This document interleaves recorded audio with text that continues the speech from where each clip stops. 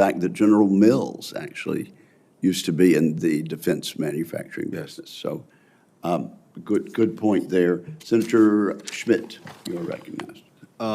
Thank you, Mr. Chairman. Good to see you again, Mr. Feinberg. I actually think of all the confirmation hearings that we're going to do, and some of which get a lot more publicity than this one. I don't know if this is on C-SPAN. I don't know if it's being covered by anything else.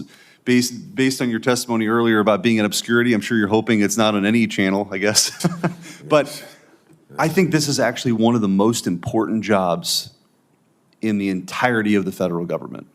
Because I sit here and in bipartisan unison, we talk a lot about how we absolutely have to have procurement reform, and I think it's a huge waste for some of my Democrat colleagues to be railing away on this temper tantrum about DOGE when they could be asking the questions that we've been told for forever that are actually top of mind, which is sort of with 14 seconds left, my friend from Maine asked about how you actually get this kind of procurement reform. And so I'd like to drill down just a little bit on that. You've talked about introducing more competition. That's certainly, I think, part of it. One thing specifically that I've heard from a lot of Missouri-based suppliers are these TINA requirements. Having this certified cost or pricing data for these relatively small or medium-sized businesses really is a barrier to entry for the work. Will you support sort of trying to figure out how we can do better there so you actually have the requirements aren't so burdensome that you can actually have new entrants into the system, or they can actually more competitively bid? Yeah, I'm not familiar with that piece, but I understand the concept, and I'll make sure I look at it and act on it appropriately. Okay, and then I think that part of the reason why your job is so important is that so much of this is going to be a cultural shift that's difficult in a organization the size of the Department of Defense. But this kind of mindset of spending what's allocated, how do you get to a place where we're actually maximize the benefit of every dollar? Well, first, if we can prioritize it on the most important missions, get rid, which is hard and takes time, of legacy spending, and really do it with discipline on what we really need, and then focus on how to be efficient and cut costs in our program management and on our operations. I know that there's been a lot of advancements. I'm sure you've seen this in the private sector. And by the way, I want to thank you.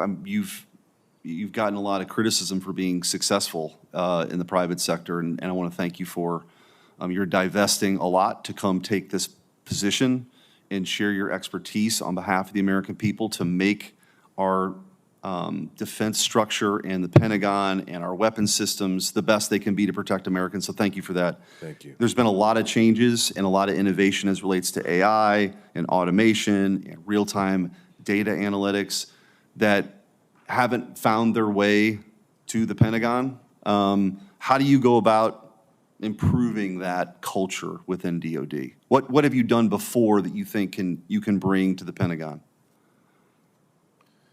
I remember, at our supermarket company, Albertsons, I should say what used to be the company, we went to the CEO and we said, boy, we got Amazon in the grocery business, we got all these guys using technology, and I remember the CEO said to me, I don't need any of that stuff, I've been doing this, really good CEO, I've been doing this my whole life, leave me alone.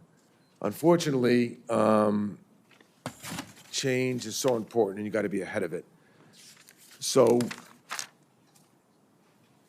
it is a challenge going into departments that have done things a long time a certain way and trying to make change and being forceful about it. There certainly needs to be a partnership, I said earlier, with technology people to understand the importance of the operational people on the ground. And you'll find the best people, the Pentagon, will want this change, will embrace it. And those who are going to let run with it, give them autonomy, and let them drive it. Well, one of the things I think that's been talked a lot about, which I agree with, is moving towards high-tech weapons systems that can be mass-produced, like drones that are able to swarm. But I do think that we've got to be able to do both, which is one of the reasons why the next generation air defense program is really, really important. I think that Those advancements are good, and they may be the future, but just, we've talked about this a little bit in my office. The two places where we have absolute advantage over the CCP is our nuclear subs and our bomber and fighter fleets. The air superiority we have and the underwater superiority that we have.